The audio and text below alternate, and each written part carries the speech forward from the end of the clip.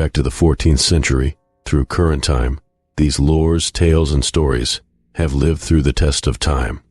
Can they all be tall tales, or is there actual truth behind them? You decide. The truth is within the shadows. The grisly werewolf panic that swept Europe. Beginning in the 14th century, as fears spread throughout Europe of witches and satanic forces, the fear of lycanthropy developed alongside them, particularly in areas with significant wolf populations. Like their more famous witch trial counterparts, the werewolf trials were often encouraged by panicked mob behavior and confessions obtained through torture and coercion. In most cases, the murders or attacks the alleged werewolf was accused of were not even the focus of such trials. Instead, they were just the pretense used to convict them of witchcraft, often resulting in a brutal execution. These were the werewolf trials of Renaissance Europe. According to Mental Floss, one of the earliest recorded instances of anyone being accused and convicted of lycanthropy occurred in Poligny, France in 1521. As the story goes, a supposed wolf attack led authorities to the home of Michel Verdun, who, after being arrested and tortured, confessed to being a werewolf. He also pointed to two other men, Pierre Bourgault and Philibert Monteau. Bourgault also confessed and told authorities of a deal made with three men dressed in black, who agreed to protect his sheep in exchange for the rejection of his belief in God. He was given an ointment that allowed them to shapeshift into wolves, during which time they would stalk the land, killing and eating children. All three men were found guilty and were executed shortly thereafter. The accounts of lycanthropy that follow that first one are eerily similar in detail, many of them involving ointments and deals struck with otherworldly characters. Along with supposed deals with the devil and magical belts, cannibalism is another recurring theme among almost all these lycanthropy cases.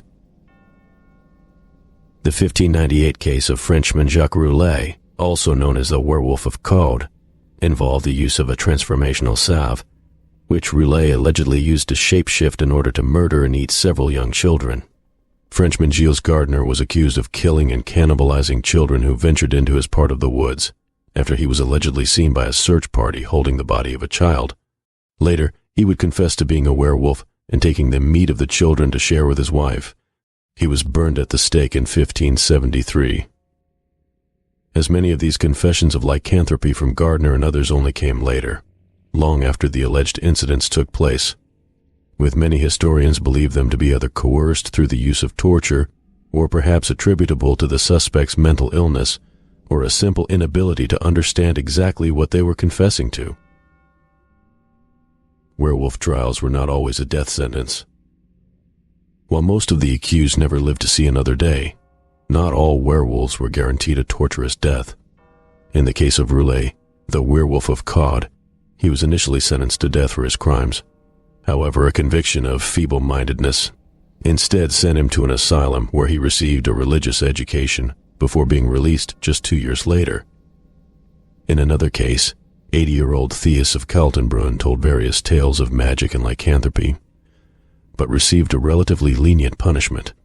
According to author Willem de Bulcourt in A Journey to Hell, reconsidering the Livonian werewolf, Theus was originally brought in by judges in what is now Latvia in order to serve as a witness in an unrelated case about a church robbery.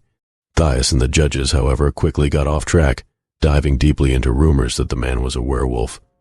He did not dispute the idea and claimed to be a hound of God, saying he used his werewolf cloak to enter hell 3 nights a year, where he battled devils and witches to ensure a good harvest for the next season. Despite all the discussion of lycanthropy, though, Theus was ultimately only convicted of practicing folk magic believed to encourage the rejection of God.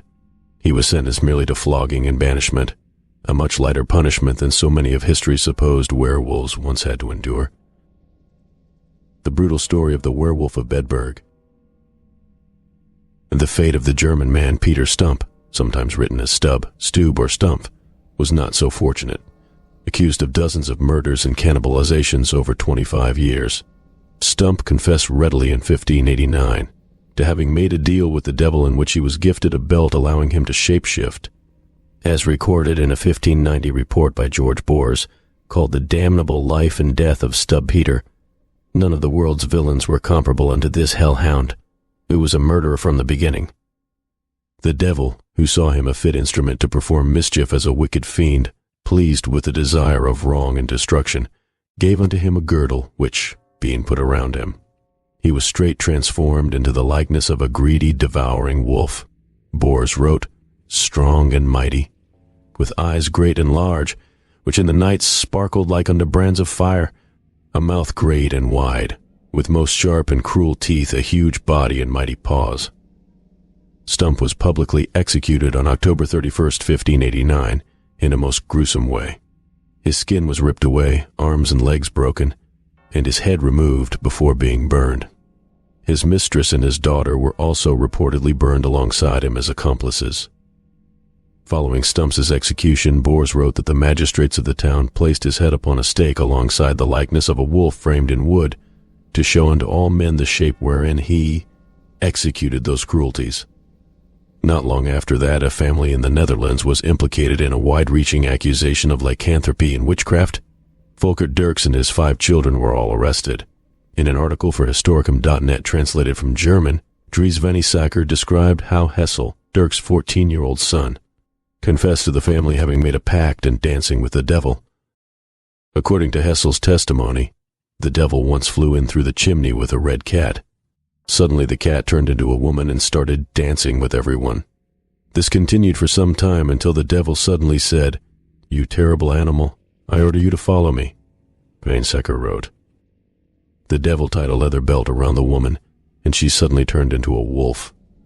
Then the devil, the Catwoman, wolf, and Hessel flew through the chimney to a field.